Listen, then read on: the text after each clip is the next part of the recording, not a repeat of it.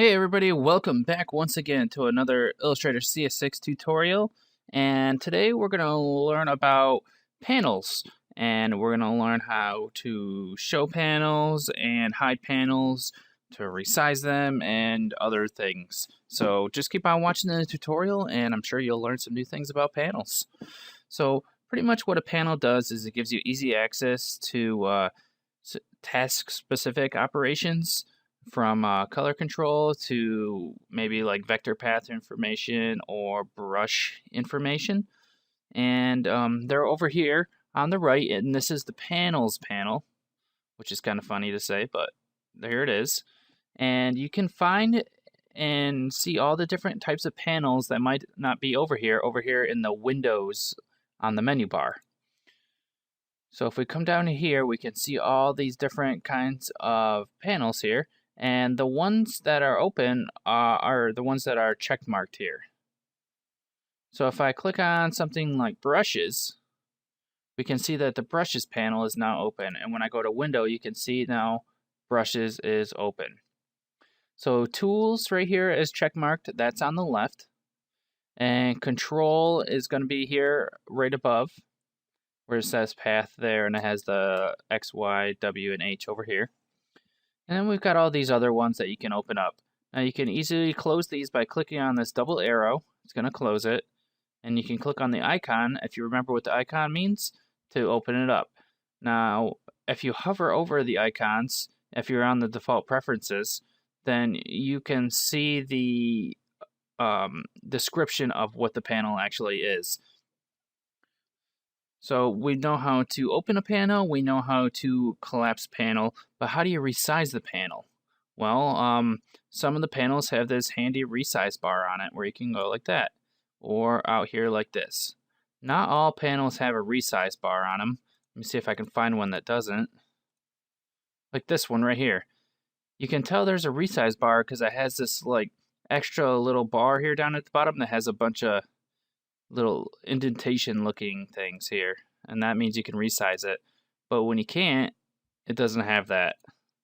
But you can see the gradient one does, but stroke doesn't, because there's really no need to make this any bigger. The letters aren't going to get bigger, the font isn't going to get bigger, so there's no reason really to do it. So say you're working on a panel like this, like you have stroke, gradient, and transparency, and you don't want to keep on clicking to switch back in between. You just want both of them to be open at the same time.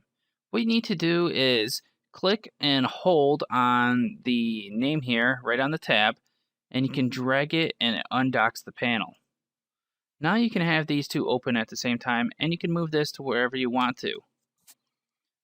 Now, say you want to redock this panel. Well, you just click on it and drag, and you can see now that there is a blue rectangle around it. So once you do that, you can let go and it docks the panel back in there. You can also move it around within the tabs, and you can see over here on the right in the panels that it's moving in the order that you have these docked. You can also move the button here to a different section, and that way you can have it in its own little thing here, in its own little section. Or you can move it back to where it was. So there it is. So say you're working on your project and all this stuff is getting in your way and you don't really want it around, and you don't need to access the tools panel or the control panel or any of these other panels. What you're going to do is you're going to press tab. And now you can see that all the panels are gone. Now I like using this if I'm going to try to show some of the artwork to a client. That way they don't have to see any of this nonsense and they aren't looking around trying to figure out things you can add to it and stuff like that. They're just going to see what you're showing them. You hit tab again, you're going to have this open. Now, or you're going to have all the stuff come back up.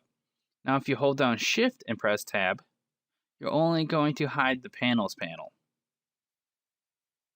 That way you can keep your control panel and you can keep your tools panel. The last thing I want to show you about panels in this tutorial is the panel options menu. And each of these is going to have a panel's options menu. So we've got stroke here selected. You click on this little icon here, and we've got our panel options here. We've got more options that we can see. If I go to the colors here, you've got more options going on here without having to hit show options. If I hit show options, I've got more options. Let's go to color guide, and you can see all these different options that each of these panels have. They're all different, and each panel has its own set of options, which is really nice. And when you're working with a panel and you can't figure out what's going on, or you can't figure out why something's not there or anything like that, then what you're going to want to do is go into the panel options and check and see if it's in there if you need to. You can also, in a lot of the panels, you can also change the view.